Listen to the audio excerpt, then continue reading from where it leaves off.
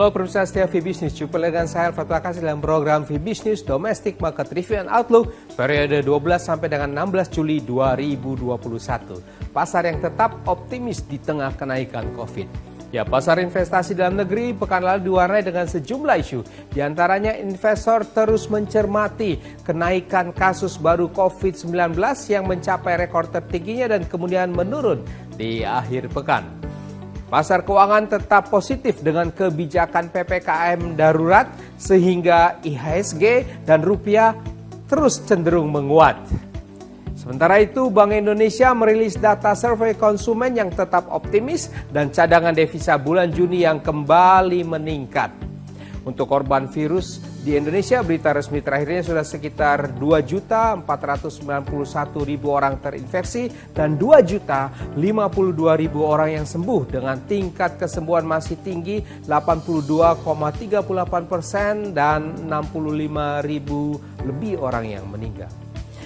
Minggu berikutnya isu antara perkembangan pandemi virus corona, prospek pemulihan ekonomi dalam dan luar negeri ini akan kembali mewarnai pergerakan pasar.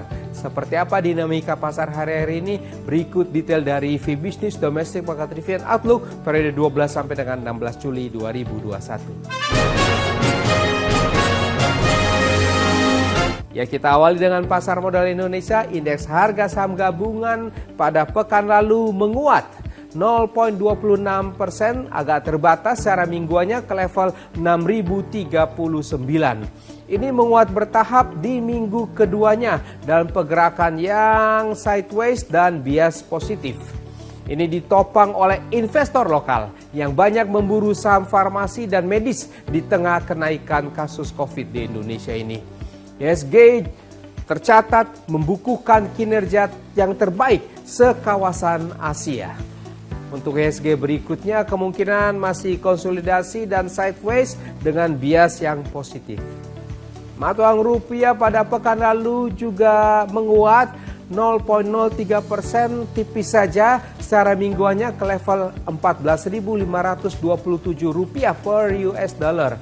Rebound terbatas ini dari level 10 minggu terendahnya walau 3 hari terakhirnya terkoreksi. Ini ditopang sebagiannya oleh aliran modal masuk, capital inflow ke pasar obligasi. Sementara itu dolar global juga sedang balik terkoreksi. Untuk minggu depan mata uang rupiah ini kemungkinan dalam rentang terbatas dan berpeluang menguat.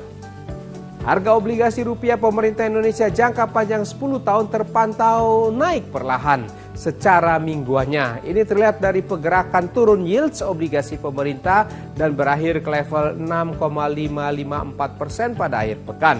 Di tengah juga aksi beli investor asing untuk pasar SBN.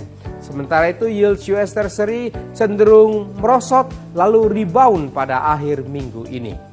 Ya, pemirsa setia VBiz News, Bank Indonesia pekan lalu merilis survei konsumen awal Juni 2021 yang mengindikasikan optimisme konsumen terhadap kondisi ekonomi masih terus menguat.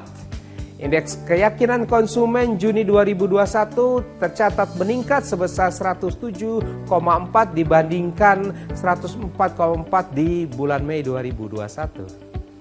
Posisi cadangan devisa Indonesia akhir Juni 2021 dilaporkan Bank Indonesia tercatat sebesar 137,1 miliar dolar AS. Ini meningkat dibandingkan dengan posisi akhir Mei yang lalu.